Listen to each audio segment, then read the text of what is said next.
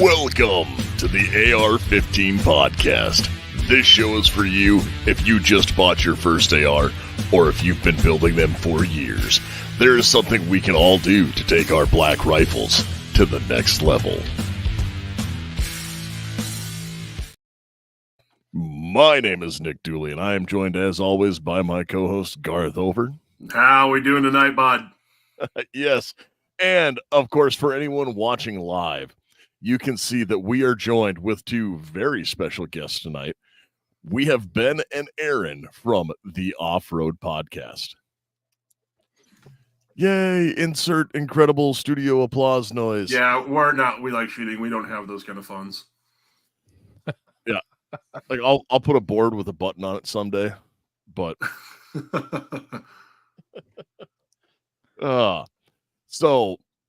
obviously tonight's show, we might depart a little bit from gun stuff, but I'm sure we'll circle back around to some of a little bit. Yeah, it'll be there. Just because, well, as we said before, if I'm there, it's not really a gun-free zone. But correct. Tonight we were actually going to talk about, because Garth and I have discussed this before, and we've gone on at length. We talk about our vehicles a lot because we do live in kind of a rural area. And I think it's not even for people who live in the middle of nowhere. Outside of your house and your job, most people probably spend the most time anywhere other than those two in their vehicles. Mm-hmm. Like, I know it sure seems like I live in mine, but there are things that we always like to keep with us, and we're going to talk about that tonight as we get into the main topic. But before we do that, we are going to talk just a little bit about gun stuff. And Garth, did you do anything with guns in the last week?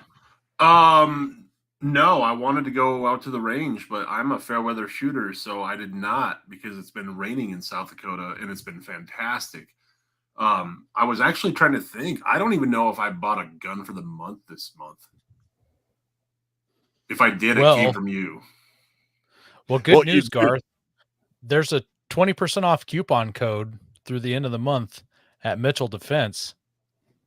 Yeah, you should head over there. Oh, that's right. Those GWAT boys. I did. I bought a lower, so I guess I did technically buy a gun. So we're saved. Yep, and that is there. I'm just going to double check because I see that someone says our YouTube feed is not showing up. Uh-oh. So that's okay. I'm just going to look now and see. No, it's going to blow up my speakers here in a second because we are live on YouTube. Cool, man. So no, not too much gun stuff. One of these days I need to get out to the range because of that lower that Nick has in his basement. I'm going to put that on my PSA 16-inch upper that I have. And I'm finally going to I did turn my pistol AR back into a pistol and got one of those new SBA 5 braces. And if you have not handled one of those yet, guys, go get one. They are fantastic. There is so much more, surface area on the back of them that or for putting around your wrist and using for my fat wrist as properly intended and designed. It just feels better on my wrists. Yeah. I like how you can adjust it. It will clip on your wrist and then you can adjust it deeper or less deep. Correct. It has the deepness adjustment for your wrist. Yeah, see that position there. Mm-hmm. Yeah. Well, that's because of people who have abnormally long forearms like myself. You've got some of those ape hangers? Yes, I sure do. Ooh, actually, you know what I'm going to do, Nick? I'm going to put that holster on that gun, I think. Oh, boy. Yeah. That would work good. Yeah, it'd be awesome. That actually makes sense. So Garth was talking about the holster. One of these right here, gentleman hooked us up with some of these. So this is, anybody who can see this, it is like a buffer tube key or end stop that goes over the end and the end plate. And it has a built-in QD, but it also has this little tab on the side that is made to go into this holster that will clip into molly gear or on your belt. Mm-hmm. So That's pretty slick. What does Holster. something like that cost? They're actually fairly cheap. I think they're only like $40. Yeah.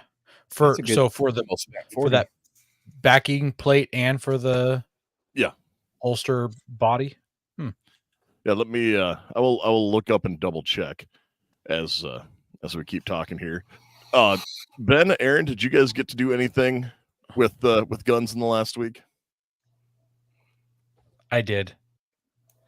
You guys heard how people are getting their suppressors turned around in one day? Yeah. Yeah. I'm trying to find out if that's true or not. So I bought a suppressor last week. The problem is that when I went to the silencer shop app on my phone, I couldn't remember the password because I hadn't used it in 5 years. And they're so drowned in their customer support that they didn't get back to me till this week. They fixed it. I finally got logged in, updated my photo, did whatever I had to do. And as of today, I have e-signed, but now I still need one more step before it gets sent off to the ATF before I find out if it is a one-day turnaround. So I'm going to find out. I'm excited. Nice. I actually have a suppressor as well that it's been in Nick's basement for 4 months, and I keep forgetting to do paperwork every time I'm there. Dude, you got to do it. You keep saying that like I have all of this stuff in my basement. Because you do. Yeah. I mean, what's the point of having, a gun shop if it's not in your basement? That is true. It is nice to have it in my basement. So the original Stratus support system, AR combo for the plate and the original Stratus is $49. Yeah. Well, I'm curious to hear how it works for you guys. I assume you'll run it probably in some 2 or 3 gun competitions. Yeah, I will. Well, actually, I consider that more of a duty gear piece. Like that's for doing classes and hanging it. Sorry. I don't know if they would actually allow us to do that in competition because they're very picky about where your muzzle goes. Yeah. Yeah, some of the competitions I've been to don't even like slings. Yeah. What? Well, that's because it gets in the way when I throw my rifle in a barrel. It does. I guess if you're switching that way and you have to leave it somewhere. Ben, did you get to do anything fun with guns or just no? If you count cleaning them, that's about it. I haven't shot in a little bit and mine was getting a little dusty. So I went through and I was like, you know what? There's one. Might as well do the rest. And I got like 3/4 of the way through my pistols. Nice. That is awesome. I had a week filled with guns myself because shocker. That should shock no one because it seems to be all I do.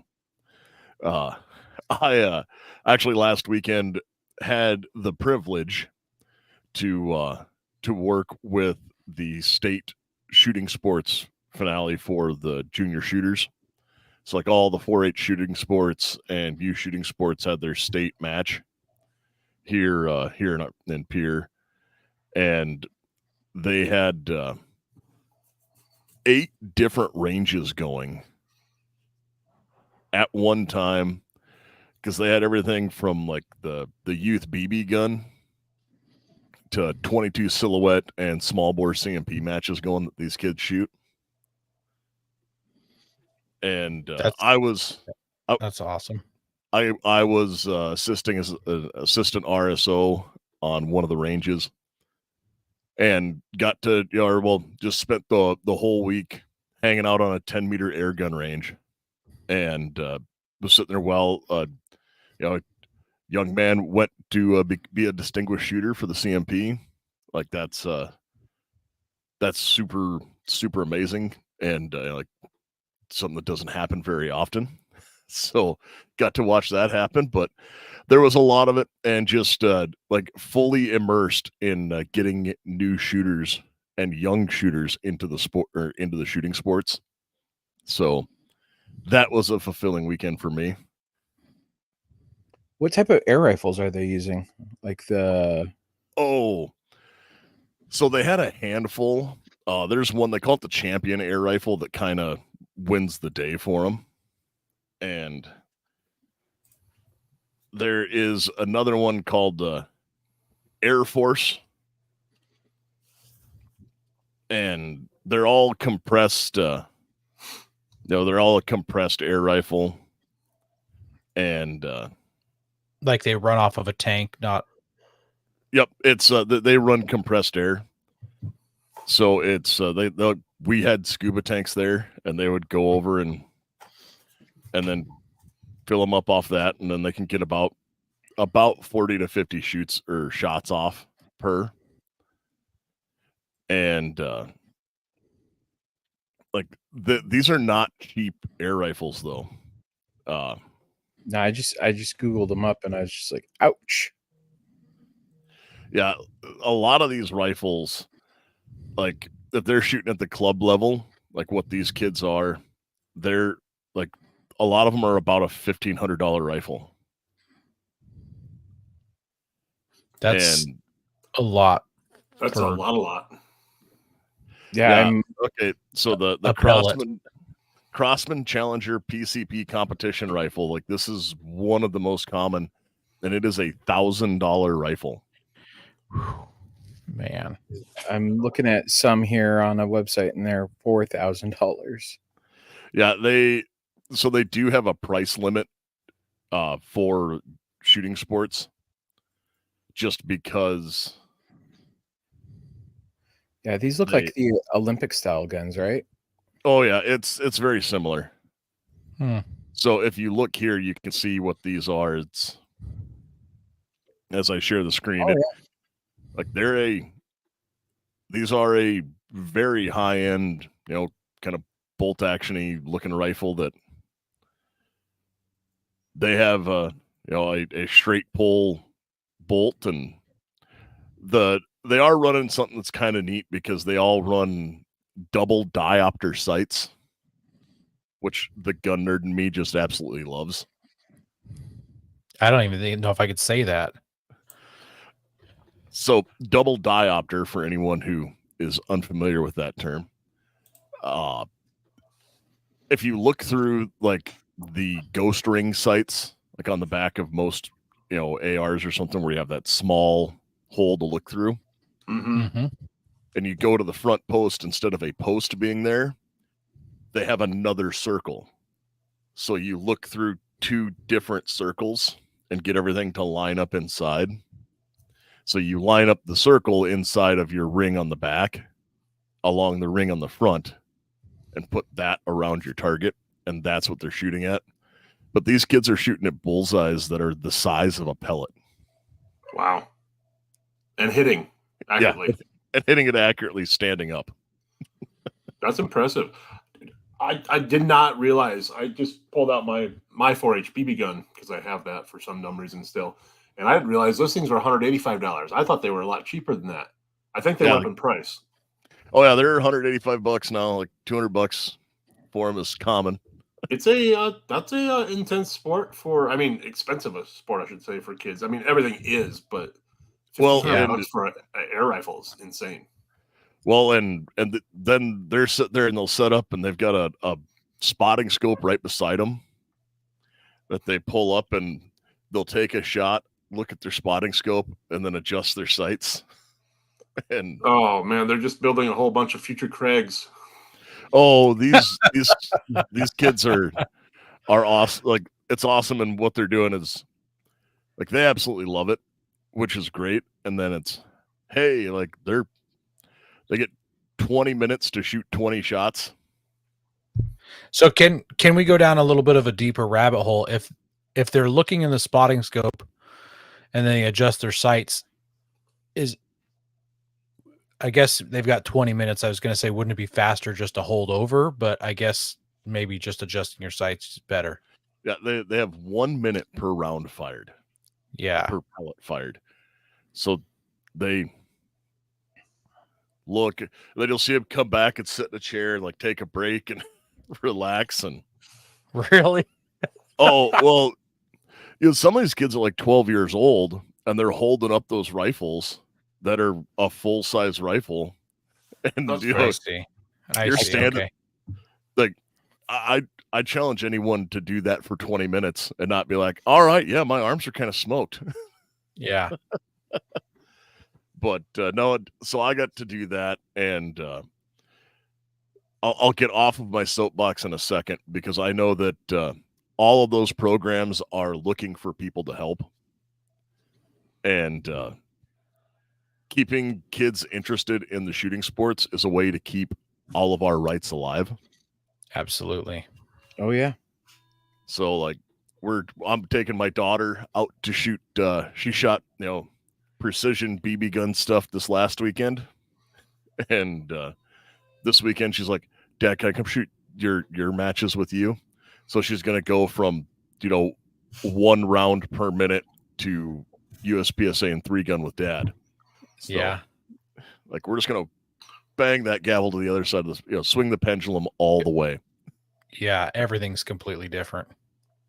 Yep. But it's all fun. But, as we do that and talk about having fun, the other thing that we should do is probably start sliding back to our other topic, which is something else I got in that was kind of cool. I got in more radio nerd stuff, but that will talk about one of the things that I say that we had these guys on to talk about what to keep in our vehicles, and that is one of the things I keep in mind is a radio or an alternate amount of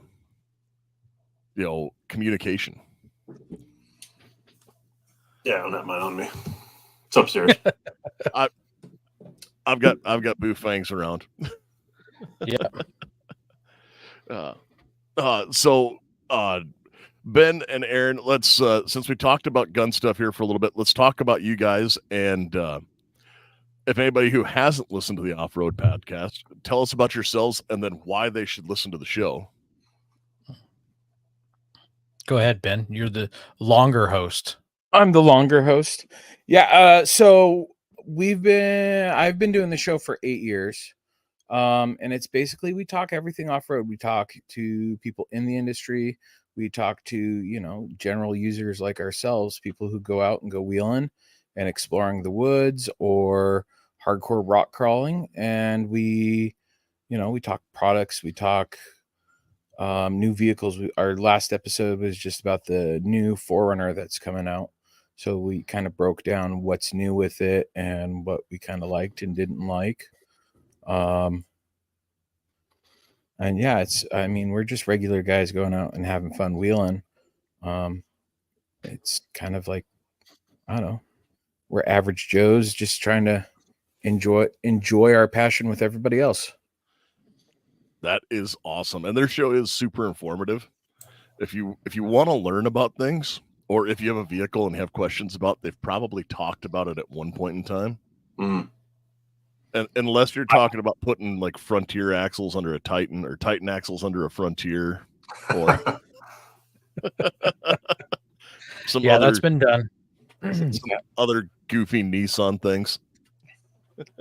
Those weird Nissan guys. I don't know what it is. Yeah. I'm the resident Nissan owner on the show, and I've done a lot of modification to my Nissan Frontier. It's actually more Nissan Titan than it is Frontier now. And it's a whole lot of fun. I do a lot of stuff with it. We've got a show actually coming up at the end of May where we're going to do an All About Us show where we talk about and break down. Mostly it's going to be about our rigs, but we're going to talk about ourselves a little bit too. But we're going to break down all the modifications we've done to our car, the different tires we've run over the years, what we think about them, mods that we've done that didn't work, because that's definitely a thing. That's the same with guns. How many holsters do you have that you don't use anymore? We don't talk about that. How many boxes of holsters do you have that you don't use anymore, right? We don't talk about that. Yeah. Oh, Nick's in the comments. He says he loves he loves some Nissan Titan V8. Yeah. So I've got that V8 in my Frontier. So it's great. So why don't we break this down a little bit into a couple different things? Of one, not so specifically when we're out like wheeling or anything like that, but what are some things that you guys just like to keep in your vehicle kind of all the time? Like what's something that you think is just ultra important to have? Well, this should go for anyone really. First aid kit, fire extinguisher would be my first two that I know are always in my vehicle. Like you can get something like this Element fire extinguisher. They're not the best because wind will blow it away, but this is a step up above nothing. And then I mean, first aid kit should be in everyone's vehicle. You never know when you might need to patch up a bullet wound or tourniquet off your arm or somebody's head, or just patch yourself up, or your kids. Correct. I will say that, and not just the boo-boo kit of like, oh hey, here's a Band-Aid. Okay. No. The ouch pouch has a place, but as the resident firefighter on the show, I don't have a fire extinguisher in my vehicle, but I definitely dove into that Element right away. I was like, that's small, that's compact. I'm going to check that out. So yeah, definitely going to look into those. Yeah, they're pretty cool. It lights up like a flare. Like a road flare. And the chemical that it spews out bonds with the fire or it absorbs the oxygen. So there's no oxygen for the fire. So it smothers the fire with smoke. Is it like Halon? No, it's different. Not like Halon, but it basically displaces the oxygen. Nice. That's the short of it. I actually just got a new fire extinguisher in my rig last fall. I had an incident. Well, my dog had an incident where the pin fell out and she stepped on it while it was in the door pocket of my truck while we were on a wheeling trip, and the whole cab filled with white powder, and my dog, which is pitch black, was looks like a Scooby-Doo ghost. So it's fun. It's a good time. Nice. Was that just a chimney fire extinguisher that you had? No, it's a company called Element. Okay, yep. Here I see the Element fire extinguishers available on Amazon. Mm-hmm. Yeah, we had them on the show about a year ago. Oh, it's probably been 3 years. It's been a while. Maybe time flies when you're having fun. Yeah, I guess. But yeah, we had them on the show. It's an interesting product, but like wind kind of blows it away. So you kind of you should have a regular ABC fire extinguisher as well. Mm-hmm. I mean, have you tested one or used one or tried to? I've not, but I've had a few friends, and then we had a local fire department test one. Okay. Ooh, that's a good idea. I know what I'm going to do at next meeting. There you go. And they come in and it blow. So I've got the 50, and I think it goes for 50 seconds, and the 100 goes for 100 seconds, is I think how it goes. Okay. That's cool. Another thing you can do if you don't want to carry one of those is just make sure you've got good insurance. Yeah. So let it burn. I mean, sure, we could say that. That is not the recommended way. Well, if do you always always do the recommended thing? We're not going to talk about that. All right. Okay. Just checking. My attorney has advised me to not answer those questions. I actually just used one of those CO2 fire extinguisher for the first time. We were cleaning out our barn over the weekend, and there's one that came with the property, and it's super old, and it had the giant plastic funnel on it. Yep. And I was like, well, it's going in the metal recycling. We're going to get rid of it. I don't know if I can trust it. So I squeeze the handle, and like snow comes out of it, and I'm like, oh, this is fun. So I played with it for a whole bunch, sprayed it around the kids, and had a good time. I have totally never used one of those to cool down beer. I completely believe you. They're very effective at that, allegedly. Yeah. No, so fire extinguisher and first aid. Those are things that, honestly, I think Ben hit the nail on the head. That's just something everyone needs to have in their vehicle, kind of no matter what. Is there anything else that you guys carry? Like, I've got one that's in my daily driver, and if I'm not driving that car, it moves to whatever other vehicle I'm in, and that's my get home bag. You know, the get home bag has a lot of things in it, and I'm sure we'll talk about a lot of those things. But yeah, that goes with me, as well as I have a large first aid kit that goes with me in each vehicle, so it travels around. I can't afford to have one in each vehicle, so the big one travels with me. That is fair. Yeah. If I had, I have a big one in each vehicle now, but carrying that through, there was a long time where it was I just had the one that made the trip with me. Whenever, oh, hey, we're doing this, and you would move from one to the other. Garth, there anything you were gonna say you were gonna add that you carry? Honestly, around where I live, I carry a chain, just for pulled out and pulling people up. So, I've been stuck a few times. I carry tow straps more so than chains. Yes. Thank you for considering safety. Garth's just a good old boy. Yeah, that's how you do it on the farm. Yeah, well, it's a little different with the type of recovery you're doing. You're not dealing with people stuck deep in mud. Well, oh no, I mean you're. I mean, yeah, you are. Yes, deep, but I'm sure it's a rated chain for that. Oh yeah, yeah. It's not anything light or anything like that. And then chains are what we've used for 1,200 years or whatever. They will work. You have to use them right. There's other products that we use that can be more effective and more fun. Oh, yeah. Yep. I carry tow straps with me. I was always a large believer in chains. Like growing up in the wintertime, Grandpa carried it was 2 chains, but it was 2 chains on a tire with no rim. And he would chain up to whichever side it was he needed pulled, and he would try and get as close to 90 as he could and just floor it and use the tire to stretch in the middle. I've heard of that trick. And now I'm like, hey, they make this neat strap that rolls up, fits my toolbox nice. And yeah. And it's a whole lot lighter. Yeah. Yep.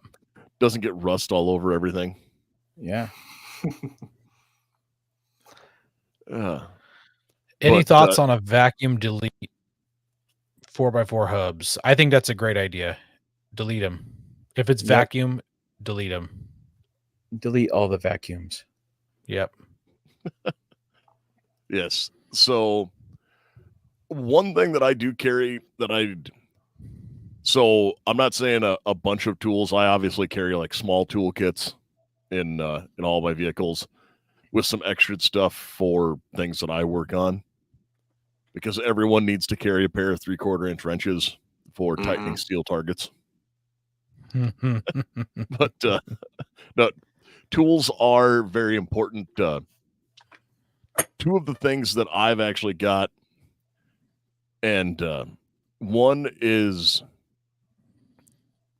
fairly cheap. Well, they've come down a lot from what they were, but the small, like, I don't remember the brand, like Nebo or something like that, but the battery jump packs. And I know that there's better ones out there than those, but it's like you can get them for a little over $100 and they will jumpstart a dead car. Yeah, you can. Costco sells one. Does not work so well on bigger engines, V8s, diesels. But there's different brands that do have ones if you've got like a larger rig that needs more cranking amps. One thing I've actually saw, and I've been curious to buy it, and I haven't yet, are those portable air pumps, like the handheld ones. So I have one of those. How does it work? I mean, does it do a decent job, or? I think I used it You once. want to spend 7 years waiting for it to inflate. Well, it depends. See, The one I you have, own was Ryobi. Yeah, and that one that it took forever to inflate. And then I eventually killed the compressor in it. Yeah. But I mean, it got me through the Washington Backcountry Mhm. Discovery route Absolutely. and a handful of trips. But it's kind of like if you spent $60 on that, spend 200 on a better, smaller, portable compressor like a Via Air, or Napa sells one now, Maxim or something like that. I think.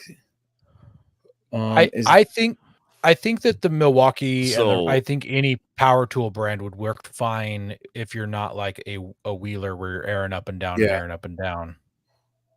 That's a little tiny guy. That just looks like it's shared for a this one. motorcycle. Well, so I've actually used this to with a car that was still on the bead, but just barely. Mhm. And it did bring up from 2 psi to 50 in about 5 minutes. Wow. So the kid could drive home. And then I have aired up with it a couple times, and it's handy. It's not for like like I said, for a wheeler who's gonna air up and air down. Sorry, but, trying to get information. Don't mind me. Garth. But Well, if you've got like a Milwaukee tools and all that, it might be cheaper to go that route though. Well, the Milwaukee one is they've got a 12 volt and a 18 volt. The 18 volt one, if you go to Home Depot, you're going to pay $180 or something for Yeah, it. true. And if you get the 12 volt Oh. one, it's probably like $130. but that'll also do stuff around the house. Certainly. Yeah. Yeah. Or your tractor tires low, your kid's bicycle. Well, and these are like, I have a pickup with Ram boxes on it, and the Dodge pickup that has it, or Ram pickup now. It's not a Dodge Ram, it's a Ram, whatever. Ram. But I just have that. Like, I'll charge it up and throw it in the box on the side, and then hey, like last year, my 3-gun stroller has flat tires, and pulled it out and it was zzz, zzz, zzz. I mean, just pumped them right up, and Yeah. away we went. And everybody went, "Where'd you get that?" I was like, "Hey, I carry stuff for this." Yeah. No, as small as portable as that one, that's kind of nice to, it's not going to take up a lot of space, so you're never going to pull it out of your vehicle Yeah, to that's one. Save space. Yeah, that's one where it's in there, but it's not really for a wheeling trip. That's where you walk out of work or the hotel and go, I have a low tire. I need to get to a gas station or a tire shop, and that's what you use to get you there. That'll do it. Yep. So those are a couple things. Anything else? Garth, sorry, Ben, go ahead. Flashlight. Yeah. I mean, Yeah. that should be a given for, I'd take any gun guy should generally has a flashlight, right? Yeah, I got 2 in mind. Or a headlamp. Or a headlamp, just some sort of portable light, so that if you've got a weird noise and That you're is stuck on the side not of the road. just your phone. Yeah, way better than a phone. I mean, it's a flashlight. I mean, you can go your classic, was it Meg light to, they've got nice small ones now, stream light, Mm-hmm. gloves. That's another Right one. here, the Streamlight Micro Stream. Yeah. These run off one AAA. They're about like $25, and like I buy them, like they're in about every bag I have. Yep, that's pretty good. I had one of those in Coyote. I don't know what happened to it, but I stopped carrying it because it would always turn on my pocket, even though it was clipped. Mhm. And then my leg would get really hot because it's intense. It puts out a lot of heat. Well, I mean, this one doubles as a hand grenade. Yes.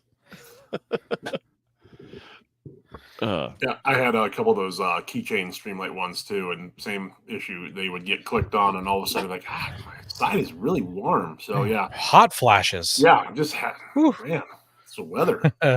Yeah. I like to also keep a large fixed blade knife in the door pocket.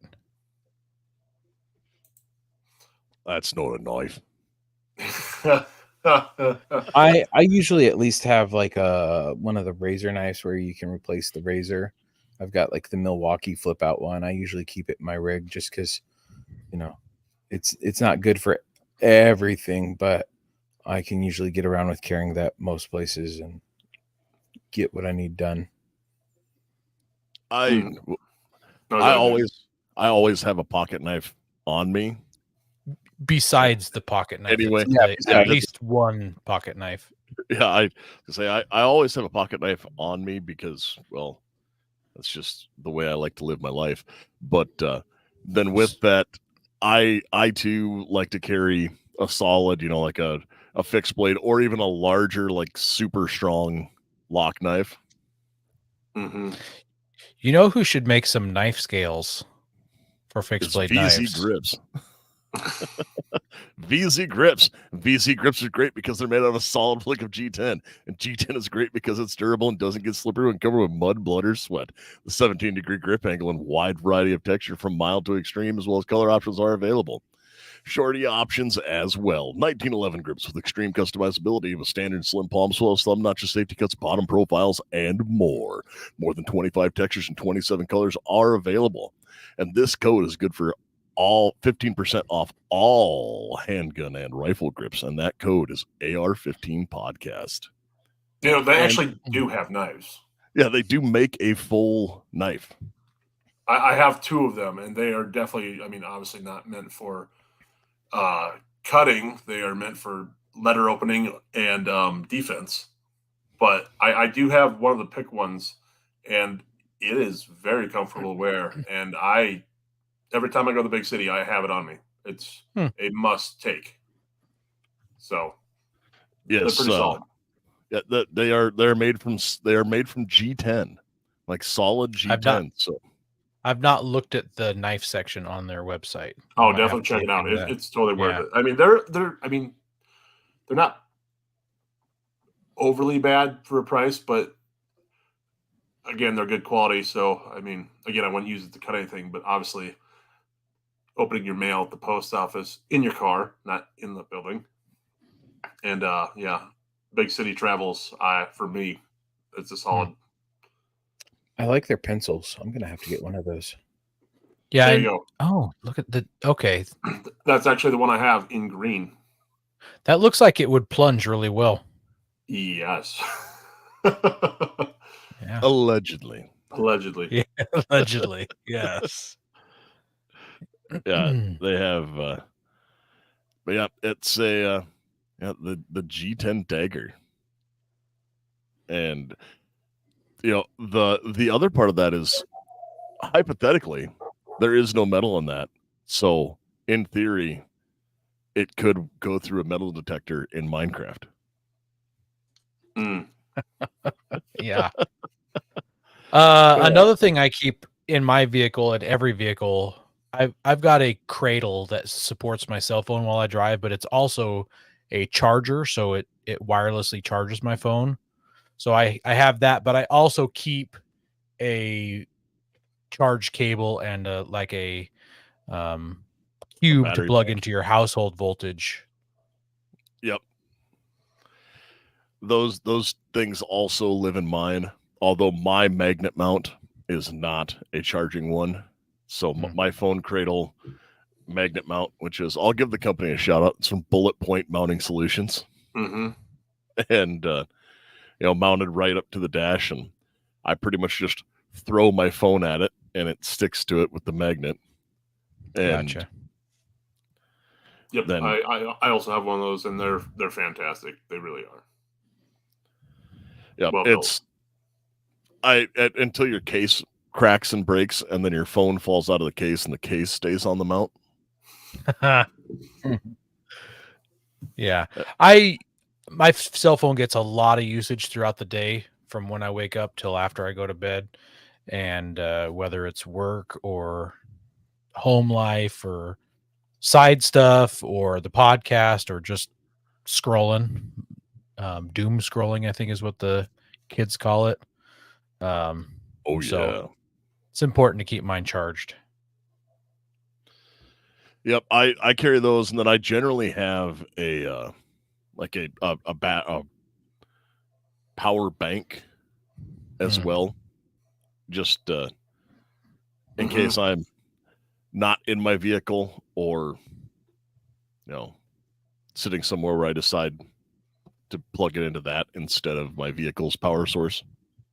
I have one. I have a power bank as well, but I've got one of those little jump boxes from Costco, and it's a power bank in its own. So to make sure that it's charged, every now and then I plug in my phone, or I've got a auxiliary Bluetooth that I use at work, and I'll charge that off of it. So if I'm not in my car, it's still charging while I'm sitting around the house, not in the car. Oh, that makes a lot of sense. Yeah, my jump pack also, you can charge things through it. Yeah, because depending upon your vehicle, some of them don't have an always on 12-volt plug. Mine all shut off when the vehicle's off. So it's like, oh, I need one of these on. And so I just use the power boxes till I get around to wiring in one. That makes sense. Is there any other obvious ones we're missing yet? Well, I know that it was mentioned before. Marnie mentioned blanket, hat, gloves. Those are some things to keep in, especially if you live somewhere where it isn't always above freezing. And I keep a raincoat or a poncho as well in mine, just because I've been stuck in the rain. It went through some of the other weird things. I've been known to always carry a change of clothes in my vehicle. Hey, you never know when you're gonna end up with one less sock. Well, it's not just one less sock. I have. That's why you carry a roll of toilet paper, so you don't end up with one less sock. I've lost more sleeves on my t-shirts. Actually, that is one that 100% we do carry in all of our vehicles. I do carry a roll of toilet paper. Yep. Which is a rather obvious one to all of us, but a roll of toilet paper has a lot of uses. I have a package of dude wipes in every truck and every tractor I drive. Yep.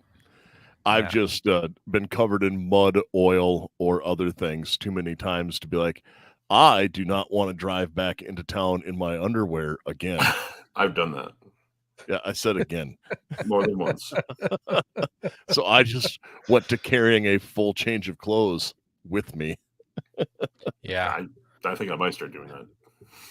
I haven't had this issue, but I do know that if you wear fancy shoes or high heels a lot, Ben, that you might want to keep some sneakers in your rig in case you weren't going straight home or you broke down and had to walk or something. Sneakers. It would be very smart to keep a spare pair of shoes, and because I was recently at some off-road races and I got up in the morning kind of groggy, and I wanted to drive in my Crocs because I wanted something a little comfortable, and I was going to wear my boots. Well, I didn't grab my boots. I left them by the front door. So I am out in the dust, the dirt, crawling over hills and stuff in Crocs. Not the most comfortable thing. Mine are all terrain, but it would have been better to at least had some tennis shoes because my feet would have been a whole lot cleaner. It's because you got the 4-wheel drive strap on there, right? Oh, mine have tread on them too. Oh man! And they're camouflage. They're fancy. That is included with my change of clothes. Another thing that I do carry as well. This will move on probably to some other stuff that people might not. I carry a little bit of food in all my vehicles. A lot of them are the freeze dried or dehydrated meals. Mm-hmm. Peak is my personal favorite. Yeah, Mountain House, Ready Was, 4 Patriots. 4 Patriots. Yep. Yep, it's one of the ones I've got Peak and Mountain House too. I've got a variety. Yep. I carry one of those with, or I carry those with. I shouldn't say one of those. I carry some of those with just because, again, I've been stuck in a blizzard, and it's like, hey, I should have some food. I've been stuck on top of a mountain in a blizzard, and it was nice having my freeze dried food there to eat. It was very comforting. As I slept in my rig, knowing I at least had some more warm food to eat. Yep. Water is always important, and I've put life straws or Sawyer filters in. Like I have a more or less a survival kit in each vehicle. Mm-hmm. Yeah, that's part of my get home bag. So I don't carry any water besides driving to and from work. I'll have my water bottle that I bring to work. It's a large metal Nalgene in case I need to boil water in it. But anywhere in the Pacific Northwest, you can get water. And if it's not clean, my get home bag has the filters. It's got the aqua tabs. It's got stuff you could boil water. And there's also a CCK Key. A lot of the work I do is in industrial areas. So in case somebody takes the knob off of their spigot, I can improvise. You've got the Yes. four one, right? Where it's got 4 sides, so you can open it. Spigots. Yeah, I've got one of those too. It's handy. Yep. One of those totally didn't just get added to my Amazon cart. No,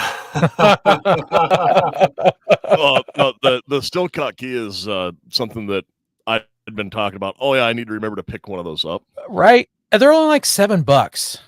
I got like a 4-pack of them on Amazon or eBay years ago. And like I've got one that floats around the garage. I keep one in each vehicle just as kind of a, hey, if I need some water and there's no one around and no one to give it to me, I can give it to myself, especially at like a public building. Yeah. No, that's just one of those where it's like, oh yeah, I've been meaning to pick one of those up. And when you said it, I was like, that's the thing I needed to add. That's the thing. Josh Leroy Overland mentioned it a long time ago in the comments that he carries a spare tire, and Ben and I are big advocates of spare tires. Not only when you're full size spare tires. So in the off-road world, people put bigger tires on the rigs, but a lot of times they don't want to spend the money to buy that 5th tire to match everything. So full size. You don't know how many Jeeps I looked at yesterday and today that did not have a spare tire with it. I was like, you guys are off. I mean, they're selling off-road vehicles and you don't have a spare tire. That's ridiculous. That's crazy. I can say that it's not even like the same size, or so same size is one thing. I was one of those guys once that had the goofy looking, because I had a tire that was involved in an incident where I needed to change it, and I didn't have overly big tires on my pickup at the time. They're just 285/70 R17s, and they were Cooper STTs, so the kind of mud grip Coopers. And I had a factory 245/70/17 spare that just like tricycled one little wheel, being like, I can keep up. And it did. It's spinning at 3 times the speed of the air tires. So obviously, besides having a spare tire, you need to have the tools to change that. The jack, the 4-way lug wrench. Ben's going to grab his Milwaukee Impact Gun. Ugga 5000. Those things are a lifesaver. Oh yeah. And if you've got aftermarket lug nuts that have a key, the socket that goes with that, you never know how. I was in South Dakota, and I was going through my bag and I couldn't find it. And I remembered I threw it in my glove box instead of my tool bag. Or no, it was not in my glove box. It was in my tool bag because I had to get an alignment while I was visiting. Yeah, that's a story for another day. Yeah. Yeah, and if your jack is a factory jack, but you have jacked up your truck, your jack might not reach the underside of your jacked up truck. So get a bigger jack or a block to jack the jack up. You know what I'm saying, Jack? Yeah, Good Jack. advice. Yeah. So I'm one of the people that has a love-hate affair with the handyman jack. The scissor ones. No, so handyman is what we call them. The Everyone farm else- jacks. Everyone else probably calls them a high lift. Yeah. I've got one of those over there. It almost knocked me out. Yeah, also called the Widowmaker. Yeah. And I know people who have lost teeth and broken jaws to them Oh before. my goodness. Mild concussion here. I also have I know someone who has picked up a loader with one, and you could watch the whole jack bow like a cat Oh. a cat 966. Oh my goodness. It was it's still going up, so we're gonna do this, and you just watch the whole thing. Like it definitely was not in a straight line when we got done with it. So Allegedly. as long as you don't stand on the side that it's bowing towards, I think it'll be okay. Well, it's it was definitely not what it was rated for, but it would do it. But no, I am a fan of high lift jacks. I grew up calling them handyman, farm jack, whatever you want to call them. I think high lift is the brand. Yeah, high lift's one the popular main people out recommended there. brand. Yeah. I mean, you can get your cheap Harbor Freight one or whatever, but when you want to talk about widowmakers, there's a bigger chance that the Harbor Freight's going to make your wife a widow. Yes, so that is also important, is carrying, like you have the right stuff to change a tire, and then again, we talked about the first aid kit, Gotta have proper stuff for changing a tire. Yeah, is that Fix-A-Flat? No, that's starting fluid. Oh, starting fluid. Yes, my man. At least I found somebody else who isn't afraid to do that. I've never had to do it, surprisingly enough. Oh, we did on our snow wheeling trip a couple months ago. Yeah, someone you did. DB'd a tire. Yeah, yeah, you did. Unfortunately, I was there. It was unfortunate. I have done that before, more than once. Good. And not always recommended. We've seen the videos. Yeah, we've seen the videos. I had one vehicle that I did not bring the tools to change the tire on. That was my LMTV. Had 350-pound wheel and tire combo. I had a spare tire, but I didn't have anything else to do any of the work with. Yeah, AAA would have loved you. Yeah. I can tell you that I have changed an LMTV tire on the side of an interstate before. Oof. And they are, like, after you get them on the ground, like a 20-ton bottle jack's your friend. Yeah, I see. I didn't own a 20-ton bottle jack. I owned an oversized socket set so I had the right socket, but I also didn't own anything with enough torque to get the lugs loose. I eventually bought a Milwaukee Impact Gun, but shortly after that, the truck. You just use a breaker bar for that. How long though? How long? Well, you use your high lift handle on it to extend it, and then you call over an extra friend to help pull down. Yeah. Well, no, see, what you do is you put it on, and then you step up onto it and jump. Yeah. That sounds like a Widowmaker also. You only hit the side of the pickup once.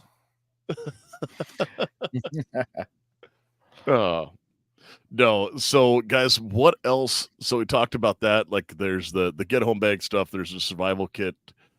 We've already covered you need to have first aid, water, a little bit of food. One thing that I also carry, matches or a lighter. Yeah. Windproof lighter if you're gonna do it.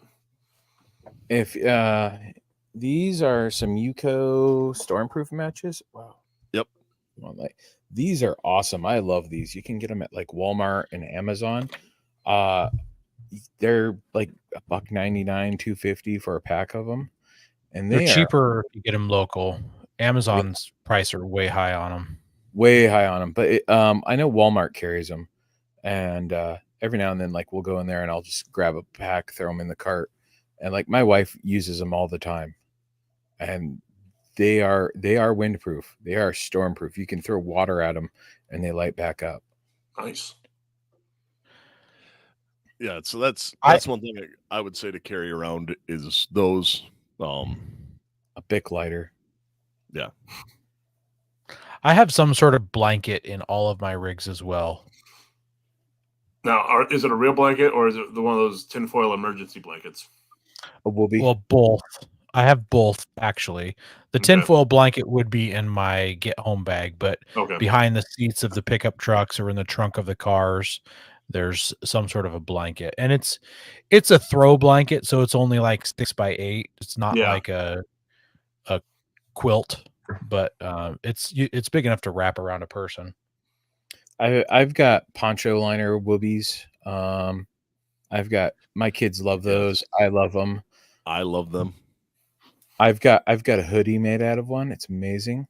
Actually, I've got several of them. But you mentioned the emergency blankets. There's a few companies that make the emergency blankets, but they're like a thicker version that don't rip and crinkle as much. Oh, really? Yeah. And I've used it as like a ground mat to reflect heat. It's nice. I have one that's a bivy sack, and the sleeping bag ones. Yeah, and I've got one of those too. I've got 3 of them. Like that one is awesome. Like they're the texture of them is a little bit different, but they have like bright orange on the outside, and then the mylar on the inside, and they will get you warm fast. And they're like what, about 2 inches thick, round when they're all rolled up in the bag. Yeah, they'll fit inside of the like a can holder or cup holder. That's the word I was looking for. I like to keep some cash also. Oh yeah. My off-road rig also, in addition to cash, I have like a Ziploc bag that's probably got $5 in quarters. Sometimes you'll go to a campground and it takes quarters to shower. So just keep a bunch of extra quarters in that rig. I don't live anywhere near toll road, so I don't have to worry about any of that monkey business, but cash. I felt so stupid. I went to the hills I went there yesterday, and it was supposed to be a day trip, and I ended up staying the night. And I did not check my one account, and I had $100 cash on me, thankfully. And in my account, I had another. Well, I was able to take out $140, so I had $240 cash on me the entire time I was out there for a little over 24 hours. And I brought it all home, so that was kind of nice. Thank you, Wheel of Fortune, this morning. Yay, casinos. Yay! Yeah, don't gamble, kids. It's not a wise decision. Some of my vehicles, my recovery gears on them always, or a shovel, whether it's the e-tool or a full-size shovel. A shovel will be with me. Yeah, well, and depending on what type of shovel. Yeah.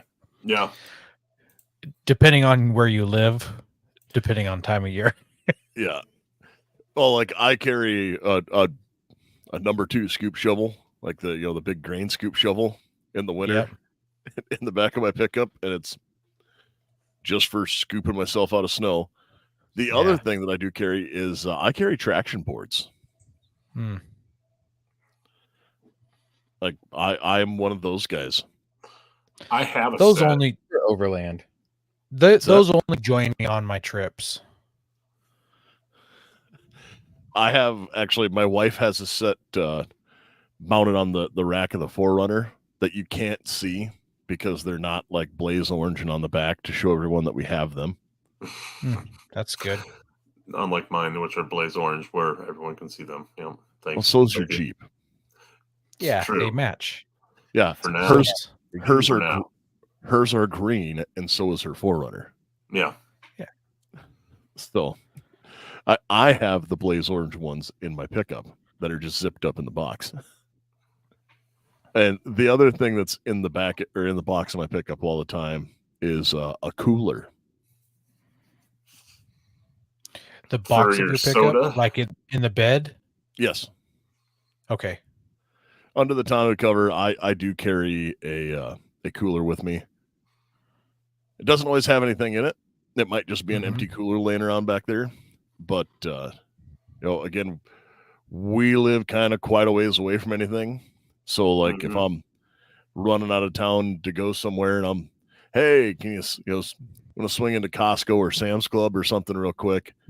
I've got a cooler to throw stuff in for the 3-hour drive home. It must be hard for you to buy ice cream. Oh, we've got ice cream local. Oh, you don't have to go 3 hours to buy ice cream. That's good. No, we have one of the best ice cream shops in the state, right in Pier. Oh, really? We do. Yeah. It's a former chain that is no longer a chain. It's Zesto. Zesto. That sounds zesty. Oh, it's covered in like late 40s, early 50s neon, like ice cream cone, walk up. That's I think I went to one of those when I was in Rapid City. It would have been similar, but that they're not the same ones. Oh, okay. Yep. But no, it's those are unique. A cooler is one of the things I like to carry. Then partly because of what I do, I always carry extra earplugs,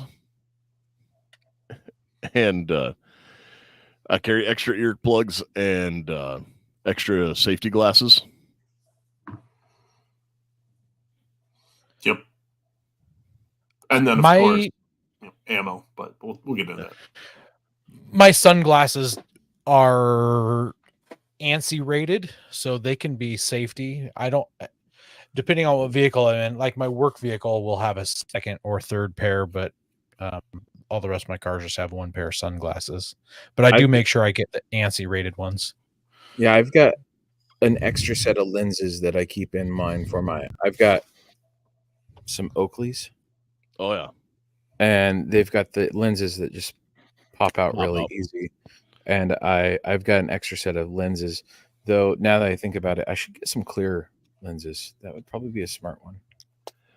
Yeah, I carry a couple extra sets, but that's partly because of what I do, where I have people who, hey, everyone carries, rolls of targets and stuff with them everywhere they go. But so I'm like, oh, these are things that I always have, but no one else would carry that because, I have a unique use case. But no, running some of those things through, like with the tools and safety gear. One thing that I do want to mention for recovery gear for any of our listeners who maybe don't know what these are: soft shackles. There we go. Yeah. Ben's on the ball going like I was when we were talking about it before the show, I was like, oh, I've got some of this stuff laying around the shop. I might as well, just in case someone doesn't know what a soft shackle looks like, this is a soft shackle. So a soft shackle, I will describe audibly. Think of a rope with a tennis ball attached to the end that has a loop on the other end. that you would pass the tennis ball through.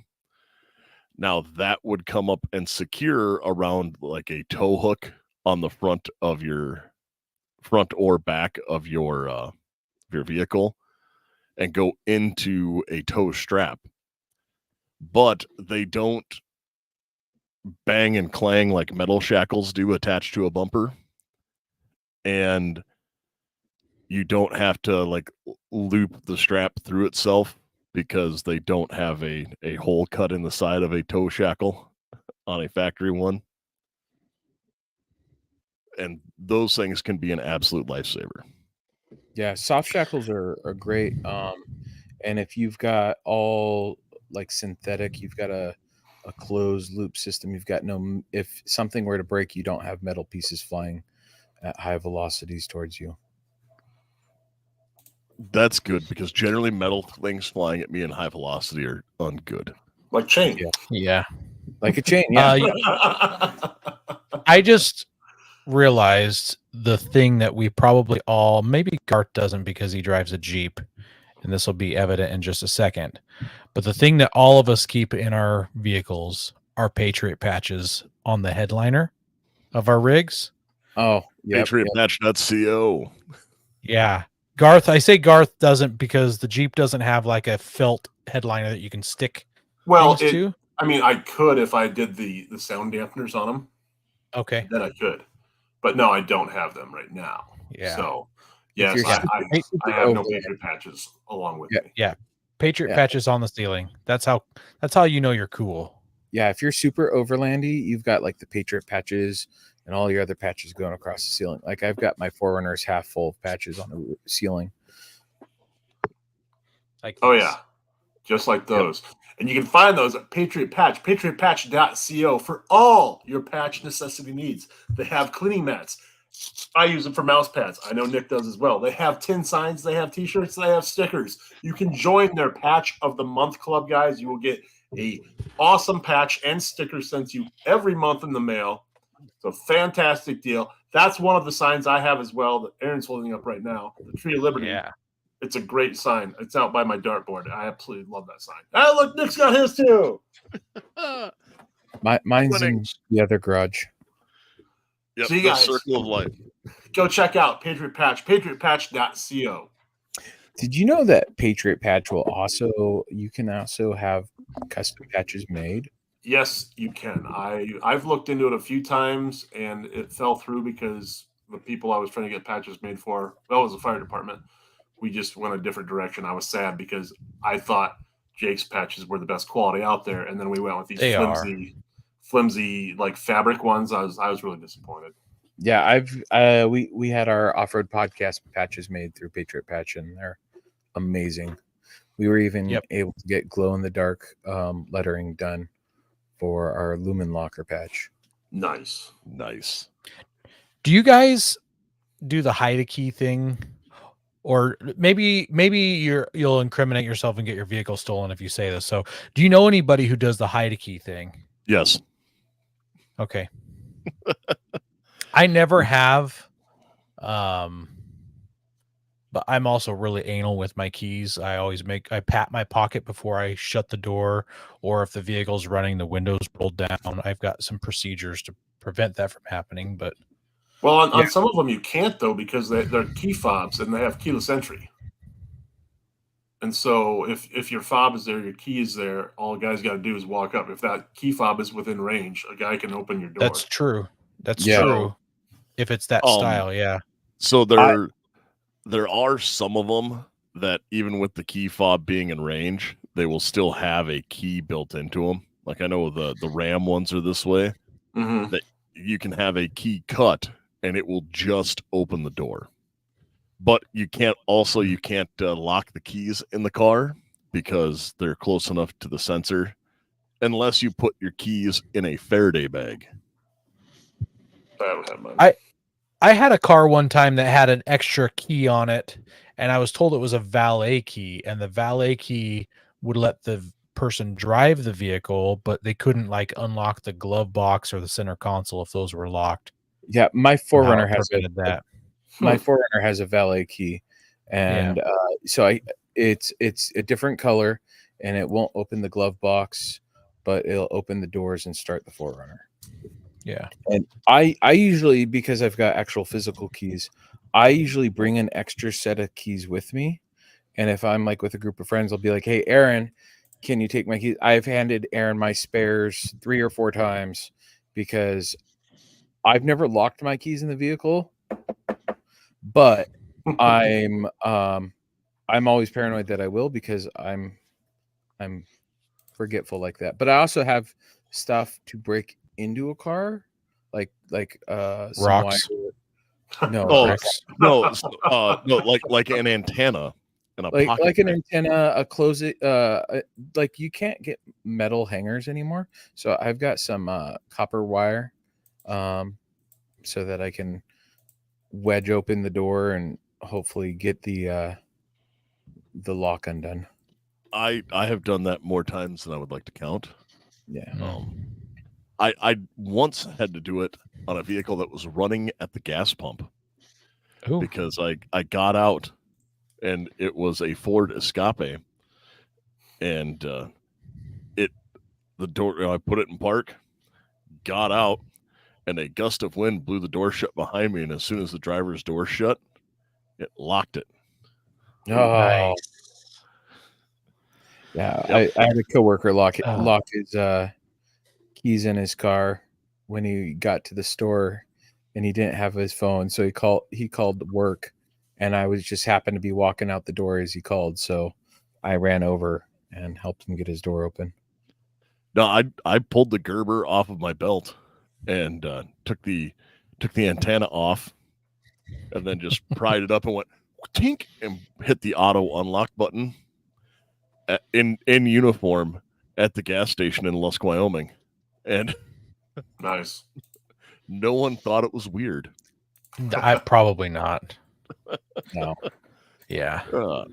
No. Those crazy army guys.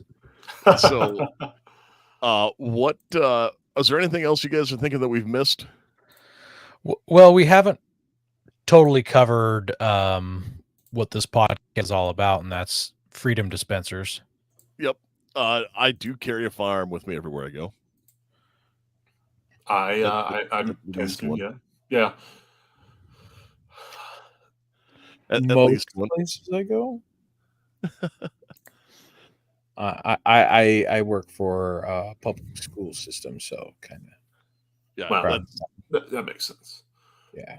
Actually, one of the dealerships I stopped at today, they got in my vehicle to test drive it, and I didn't give them fair warning. I just let them take the Jeep, and the salesman gets back. He goes, "Hey, man, really like where you got that gun at." So I have my holster drilled into the plastic right underneath the steering wheel, so it's out of sight until you're actually right there. And he goes, "Well, what made you think of that?" I'm like, "Actually, it was my local sheriff. He does it in his patrol car. I thought it was pretty neat, so now I do it." So he's like, "Oh, is that the only one you got in there?" I'm like, "The only one you can see." And he goes, "What's that mean?" I said, "There's more. Don't worry, but I'm not going to let you look for them." That's the surprise for later. That's right. It's a mystery tool that'll help us later. It's a mystery tool. Yep. Oh, tools. Yeah. Yep. And if I'm going on an extended trip, I like to bring a lot of things. Like a plate carrier doesn't do any good at home if I'm on vacation for 5 days. Correct. So Nope. I might as carry well a plate come. carrier a lot. Like I will admit that fully. It's not uncommon to see that for me. I carry, blowout kits that have medical and mags. Mm-hmm. Mm-hmm. One of my favorite. My wife hates these, and I love them. And that is the drive-by kit from RE Factor Tactical. I will pull one up for anyone who has not seen one before. Actually, I think I have one laying around here somewhere. Oh, but the drive-by kit is a headrest mounted bag. Oh, it probably looks like our easiest way to put it, I think. Is it, so it's a first aid kit that mounts to the headrest? Well, you could put anything you really want in it. Okay. It wasn't really designed to be a first aid kit. Originally, it was designed, and the price has gone up on these since I ordered them years ago. But so it has a molly that hooks onto the back of the headrest, and then it has a big red cord that you pull the cord out, and then this clip will hook to a belt loop. So as it's attached to the headrest, you can load it up there. You can see the headrest part that attaches around, and then you have this 2 meg panel that comes out. What I have done is actually fill it full of medical gear inside of the pouch, and then just have 2 magazines. So it is a blowout kit and first aid kit, but it happens to also carry 2 magazines. Nice. Yeah, I've got a first aid kit that had it's got molly webbing on it, and then it's got Velcro on it, so you can just pull it away. Yeah, similar concept. This just has that handle that gets woven through. Yeah, and nice. then it goes around your headrest, and then it has like the hook part of the hook and loop happens to be like right at the back of your head. So my wife hates it because her hair gets caught in it because she has long hair, and I love it because I have short hair, and I'll be rubbing my head on it, scratching your back. There are 2 things you need to worry about, though, with that thing. First of all, you need to weave it right, because in the event you need it and you grab and go to pull that red strap, if you do not weave it correctly, it will not budge off the headrest. And secondly, do not let your a-hole friends sit behind you and get bored, because they will start weaving it on their own, and then it will be stuck there for life. I've seen it happen. Oh. So, yeah, stuck for life doesn't sound good. Well, not stuck for life. It's not stuck for life. It's just a pain in the butt to get undone because someone got bored in the back seat. Therefore, someone's life. Yeah. They're not with us anymore. No. So I too carry that. A plate carrier is something I carry, and then I travel a lot of times with an AR pistol because of SBR regulations and Mother May I letters. Yeah. So I generally have an 11.5 or a 10.5 inch AR with me. Yeah, that's usually what I carry is I split my time with my vehicles, and so I built 2 kits, and so I have an AR rifle in one for the farm, and then an AR pistol in the other, and that's loaded with tourniquets, stop the bleed things. Oh gosh, now I'm losing the name on them. The actual chest seals. Chest seals. There we go. Thank you. Yeah. So, and things of that nature for a actual event. And then Nick, about a couple months ago, decided he needed boo-boo kits in all his vehicles, and got me hooked on the as well. Just smaller things, pain meds, Band-Aids, things that you would need. Yeah, in an everyday life situation when you cut your finger on something dumb, and that's been a huge. I've used those more times than I can count already in the last 2 months. Straight up, I got on Amazon and ordered like individual packet of like the individual packet packs of like Amazon brand ibuprofen, Tylenol. Oh yeah, I did some of that too. All of that stuff, and then went to the dollar store and bought a bunch of Band-Aids, and all of that stuff with like burn cream, and then just got Ziploc bags out. And my daughter and I divvied it all up and built out 5 like quart-sized Ziploc bags that just have Benadryl, Tylenol, ibuprofen, antacids, and then Band-Aids, a little bit of burn cream. Like it's a boo-boo kit. It's, oh man, I nicked my finger, something. Oh, here, and you Yeah, we've so I'm a school bus driver, and we've got first aid kits on our bus, and this year they doled us out some boo-boo kits.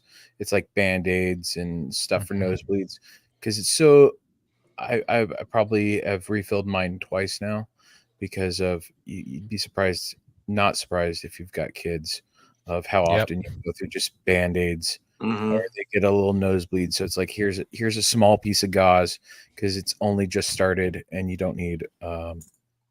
big. You don't be sticking tampons up there. Yeah. Cotton rockets. Yeah. Uh, Well, only one other thing I can think of is spare fluids, but that's only on my wheeler. They stay in my wheeler, but spare fluids come with me on those trips where I'm driving that specific vehicle. I mean, I'm B positive, so and my Not those spare fluids, although boy, wouldn't it be fun to be able to just carry some of that stuff. Yeah. well, see, I'm B positive, and my wife is O, so I do. She's your spare fluids. You just tap into her. How does she feel about that? She doesn't know that's the plan, but Well, she's in the comments, so she's gonna know soon. Yeah, boy, I've made that mistake in the comments before. So we kind of touched on chains and flat straps. I carry kinetic rope. That's it's a little different. And it actually allows you to get a little momentum. So- I keep mine in my rig year round, just because I've pulled people out of ditches, and it's kind of nice to just so that kinetic rope you're talking about, those things are awesome. I don't carry one of those mainly because they're so big, like they're a bigger pain. So I carry the smaller ones. We have was it a 4-inch or a 5-inch around one at work? It's three of the 2-inch ropes woven together. that's a big boy right there. Mhm. Yeah, I've got a 7/8 rope, so not super huge, but it's and it I've got a tote of like all my recovery gear, and it's like your basic. I've got tree strap, but a couple shackles, soft shackles, and that, and you're good to go, and you can generally get anyone out, unless you need some J hooks if they're like some unibody car or something like that. Yeah, what we use this for is for pulling like road graders and front end loaders that are stuck in snow drifts, where Yeah. you just get a 40-foot run with a 10-ton vehicle and slam into the end of it as hard as you can. Yeah. Really Wham. fun. Yeah, like they get abused.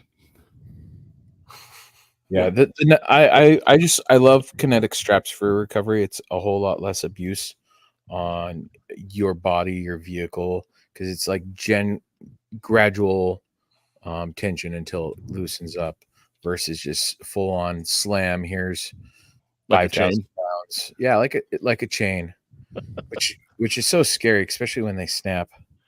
Though a kinetic strap, when like a shackle goes, is pretty scary. There's a guy on YouTube recently that had a bad incident with that. But that's why you throw a coat or like a flannel shirt over top of the chain. Your Carhartt jacket. Yep. Well, guys, is there anything else that you can think of tonight to add to things you might want to carry to a vehicle? I can't think of anything other than making sure your rig is in good condition before you go out, Mhm. Yeah, that's key. especially if you're going on a trip. Yep, something that's Yeah. reliable. Be up to date Yeah. on your maintenance. There is one other thing that you need to have that is included with maintenance. You need to have a good sound system so you can listen to all of the shows on the Firearms Radio Network. Yes. I was hoping you were going to Absolutely. say podcast. When you said a good sound system, I was like, oh, he's going to talk about bumping tunes. But then I was like, maybe he's doing the podcast route. No, we're going to talk about podcasts because like Yeah. all the shows, because then you can listen to things like, the AR-15 podcast or the off-road podcast and learn while you drive. Learn. Thank you for the air quotes. Yeah. Yeah. Get yourself an education and what not to do and listening about Ben and his shenanigans. Sit in the vehicle. Of Nick Dooley. So will I vomit information? I got to mention, when we first kicked off the show and you did the intro and you had your bumper music at the beginning, like, I was like, something's wrong. And I realized what it was. I listened to your show and almost every podcast at 1.3 speed so I can like get more. So the intro was like molasses slow when I was listening to it at the very beginning of the show. I'm like, what's going on? Something's wrong. Then I realized it's my podcast. I listen to everything fast. Yeah, you're going like, wow, his voice sounds deep today. It's not like Mickey Mouse going really fast. No, it doesn't. It doesn't change the pitch. It's just faster. Which would probably be helpful. My wife's going to be like, yeah, that would be great. Well, Aaron, Ben, where can guys find you and the Off-Road Podcast? Everything Off-Road Podcast. We've got a Linktree / Off-Road Podcast, and it's got all of our links. Facebook, YouTube, Instagram, Twitter, or X, whatever the heck they call it now. We don't, the artist formerly known as Twitter. Really post there except for our shows. We don't go post up there, but yeah, our shows are up there. Best place would probably be Facebook. We've got a group. What do we call our fans? We're the Pavement Haters. Yeah, the Club, Pavement something Haters. like that. Pavement Haters Club. It's our Facebook group dedicated to our fans and communicating with them. It's stuff that doesn't get lost in the Facebook monotony of your page stream, whatever it's called nowadays. We've also got another chat group. We've actually got 2 chat groups besides the Facebook groups. Yeah, we've got 2 chat groups, and one is just called Campfire Chat for the Off-Road Podcast, but the other one is dedicated to a video game called Mud Runner Expeditions. It's a game that came out a couple months ago. Right now it's only single player. You can't play multiplayer with it, but soon it's going to be released online where you can play cross-platform. So someone has a Nintendo Switch and someone has a PlayStation 4. You guys can play together, and you can play up to 4 people together online, and it's a fun thing to do. The chat isn't very active, but as soon as that game is available to play multiplayer online, it's going to kick back up. And we've done a little bit with that, played with some of our listeners. It's pretty fun. Yeah, it's a blast. It's I sat there one night with 2 listeners, and we were just going through missions, kind of chit-chatting at the same time while enjoying a game. Yeah. Yeah, I'm looking at some of the stuff right now, and you have different classes of trucks to drive, and yeah, it's really slow. So if you need something fast paced, this is not the game for you. This game is really it's slower than the AR-15 podcast on 1.0 speed. Like, it's really slow. Yeah, well, we can make it even slower. Anyway. Yeah. No, literally you have to drive across the map, and it's slow, but it's fun. You roll your vehicle, you got to winch across stuff, you get stuck, you got to get recovered. You get your vehicle so stuffed, you have to get to a different vehicle and drive all the way across the map to recover your other vehicle. You run out of fuel, that kind of stuff. Huh. That sounds like farming. It's like Farm Simulator, yeah. It's like Farm Simulator, but for off-roading. Okay, fair enough. Yeah. Right on. So find you guys at Everything Off-Road Podcast. Like if you just Google that, you will find these guys and all of their great content. Garth, is there anything we're missing tonight? No, I don't believe so. We got led into our sponsorships, and all the buffers are at the end where they can find us. So we're solid there. So yeah, it's been fun talking with Ben and Aaron for sure. Yes, and thanks so much for coming on, guys. You have any last words for the listeners here before we sign off? I just want to say thanks for having us on. Yeah. Get out, go out, have fun. Like, go enjoy the outdoors. That's all I got to say. 100%. Actually, one thing I should mention that is kind of cool, a company that I've done some training with before and thoroughly enjoyed, they are now teaching off-road classes as well as shooting classes. So like they're doing like intro to off-roading and intro to overlanding classes as well as their shooting classes. That's cool. So yeah, RevTac, they're in Jackson, Nebraska. They just did a intro, and they had they had off-road companies from around the country come up to help and like go through stuff. And it was like, hey, this kind of do you have to drive through a corn maze? He just said Nebraska. What is in Nebraska? Tornadoes. You can drive through a tornado. Well, this is actually right on the other side of the Missouri River. So they have like the river breaks and all that. So they actually have some terrain features there, and they have, some water crossings and stuff like that. Also, so you might actually need your snorkel. Yeah. Well, I say snorkel's more for dust. I am in the same party. I've got a cyclone filter on mine, and at the end of the day of driving behind Aaron, I love to take it and like show it out, like just dump it out across the hood. Be like, look, this is all not in my air filter right now. It's on my hood instead. Yes. Well, guys, with that, as always, you know what I'm going to say. Go out, get training. Like, remember, you are your own first responder. Most of what we've talked about tonight is how to self-recover and take care of yourself. So you are your own first responder. Go out, get training. And you folks out there, stay safe and stay armed.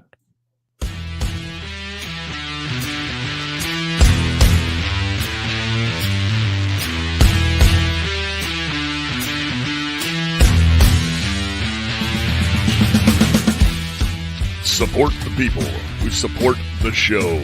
Primary Arms, VZ Grips, forpatriots.com, and Patriot Patch Company. Be sure to check us out on social media. AR-15 Podcast 2.0 on Instagram. AR-15 Podcast 2.0 on YouTube. AR-15 Podcast 2 on Twitter. AR-15 Podcast on Facebook and wherever podcasts are found. If you just want to drop us a line, let us know how we're doing, or give us a show idea.